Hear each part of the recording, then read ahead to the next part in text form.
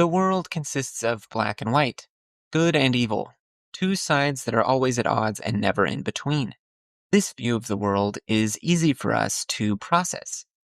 It can be packed up and stored in our brains with little fuss, which is why we teach our children about the world usually through similar definitions and dichotomies. An apple is this, and an apple is not that. It is only when we've gotten older that we begin to understand the world as more variable than those simple definitions. It leads to a lot of color, perspective, and eye opening experiences, but it also leads to a lot of confusion. Hey, this is Brett, teaching you to think critically about the world around you and cut through the evolving chaos. The fact of the matter is that our brains don't just magically adjust to thinking about things with complexity and nuance as we get older. We still harbor an evolutionary attachment to that stark simplicity of black and white thinking all throughout our lives. Like binary code, all information can be most efficiently broken down into yes or no, on or off, black or white, and our brains like it that way. While fine for some things, you can see the evidence today of what happens when that preference is pushed to its limit. Information is getting more abundant and seemingly important by the day, making it hard to keep up. The more information we have to process about the world, the more our brains are going to compress it down in order to make room. This is part of the reason we can store so many ideas and memories in our heads, and it is effective. But you can't compress infinitely, lest you spawn a black hole or something. The question is, where do we draw the line?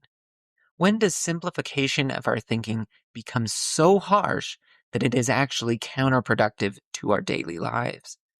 Of course, I believe we have already crossed that threshold in many aspects of society, but especially in open dialogue, which has clearly descended into the generally held consensus that I am right and my opponents are wrong and there is no in between.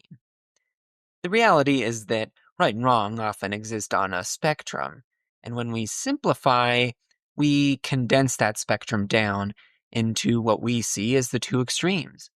Bookends that will hopefully help our brains when it's time to unpack that spectrum again. Think of it like a computer that commits memory to disk when it's not in use, and loads things up in its more limited RAM when it is being used. This worked for human beings when they had RAM to spare and weren't being bombarded with a million things to think about on a daily basis. In 2026, we have inboxes full of emails, TikTok, a complex career, hobbies, and news of every flavor and color. We have near infinite information to keep up with.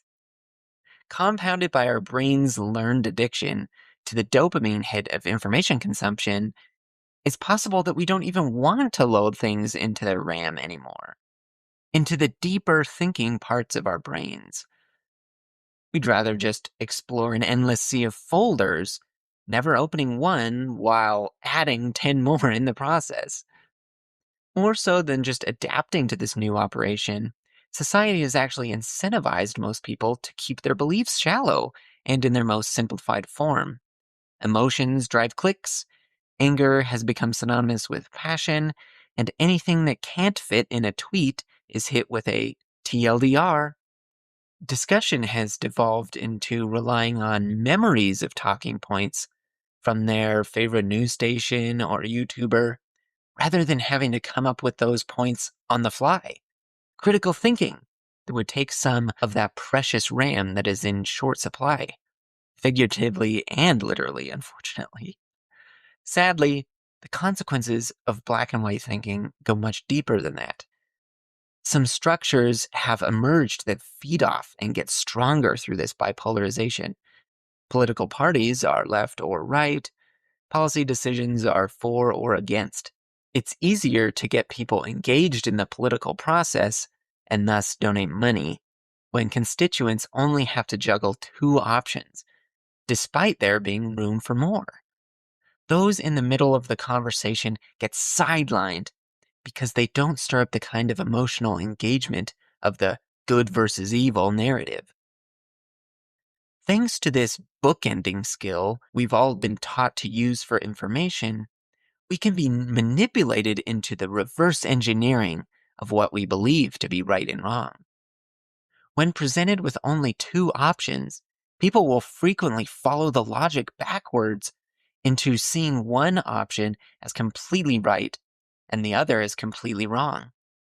In reality, the choices may both be right, both be wrong, or both be a mix, but forwards and backwards, every line of modern thinking pushes us back to black and white. And in a world of black and white, new rules emerge. The worst is the expectation of perfection. If those around you believe that positions are either 100% right or 100% wrong, what happens if you admit that there's a hole in your position? Well, then your position is officially disqualified from being right, because no one can be 98% right, so you must be 100% wrong. The result is that people must defend their positions, tooth and nail, never giving an inch, because an inch now means defeat for eternity.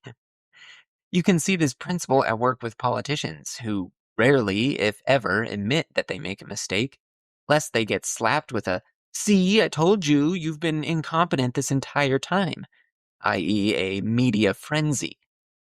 Sometimes society's filtering system naturally leaves us with only two workable options, but neither of them are good. What I call the bad versus worse scenario. Once again, I think political parties and general elections are a great example here. I believe the majority of people have considered both major party candidates for a variety of recent elections as poor choices. But we've had to choose a side and get behind our candidate, even if we are just choosing the lesser of two evils. Eventually, some even extend this lie to themselves for long enough that they really believe that their side is perfect and without flaw, compared to the pure evil that is the other side. In the end, both candidates are usually closer than you might think in terms of their lack of ability to run the country, but one would never publicly admit that they harbor these doubts. Another good example of this is the concept of nuclear deterrence. Today, there are 9 different nations that command nuclear weaponry. Considering the horror that is the use of just one weapon on a city, as well as how close we've historically gotten to nuclear annihilation, it makes sense that there are some who want nuclear weaponry completely abolished from the face of the earth. They believe that having this weaponry armed and ready is a recipe for disaster. So, the antithesis approach, no weapons at all, must be the perfect choice. Unfortunately, in this case, the opposite of a bad situation is likely a much worse one. Because Pandora's box has already been opened and the technology is known by more than a handful of people, it would take an authoritarian world police force to spy on everyone and make sure that the technology stays unused. A near impossible task. In fact, as weapons really wound down, the incentive for other nations to secretly hide old weapons or create new ones would skyrocket, as it would give the country a massive geopolitical advantage against enemy and friend alike. Now, you may disagree with which scenario I provided is more dangerous, but the reality is that danger looms in every direction, and we need to admit that we're just picking the least bad favorite out of a slew of bad options, as opposed to a morally utopian scenario that just isn't realistic. But I should take my own advice here and admit that these two options certainly aren't the only ones. And instead, by availing ourselves of those black and white labels, we might actually find something more realistic and safer for the world. In the end, the hardest people affected are those that have built a moralistic facade in their head, that because they are so ethical or so smart, that their judgment is always perfect. All arguments to the contrary must be shut down without any discussion, usually by proclaiming moral superiority. This all sounds bad, but it could be worse, right? Let's look at what you can do to protect nuance and continue to grow and evolve your thinking. The first thing is time, or lack thereof. Urgency of decision making usually causes us to resort to consideration of only two possibilities. Recognize when you are feeling rushed and ask yourself if you have time to think. If you don't, you might have to settle for black and white. But oftentimes, if we look around, you can find an extra second to flesh out a more colorful depiction of your options. But even then, you may want to consider if what you're stuck on is really the best use of that unparalleled processing machine that is your brain. Some questions in life are so trivial that if they aren't just for fun, then they really aren't worth a deeper thought. Such as whether some celebrity was right or wrong to throw shade at their friend. In these cases, it's best just not bothering with having an opinion at all. Finally, no matter what you choose, make sure that it is you that is making that decision, not impulsive emotions.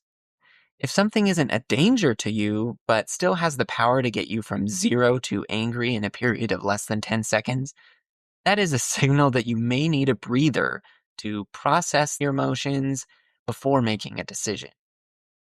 Many people have found success in counting to 10 in order to cool down and then assess the situation with a calmer mind. In the future, my hope is that no one has to carry the weight of perfection in their beliefs, regardless of what they are. Ironically, admitting when you're wrong is one of the most freeing things because it throws out the expectation that you must be perfect, which is impossible. And it allows you to grow into a more nuanced position, a more nuanced person, miles away from the front lines of today's dog eat dog debate tactics. Human growth is one of the most powerful things.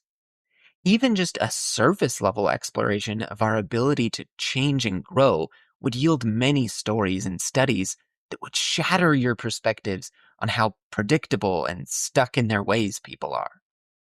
One of my favorite examples, of course, is the work of a man named Daryl Davis, who actually befriended and deprogrammed KKK members as a black man. Being able to hear the other side is important, and it doesn't have to be with such extreme people either. After realizing that our large scale decisions are flawed in some way or another, we can have the courage to make partly wrong decisions when something must be done, and no other alternatives exist. Instead of painting something as perfect, accept the imperfect reality of the options before you. That's intellectual honesty. And without it, it's impossible to confront all the facts and still have the confidence to make a decision if it would tarnish a pretense of perfection. If you haven't already, I dive deeper into the illusion of chasing perfection when society actually thrives at 95%. Check out that video in the top corner. You're going to love it.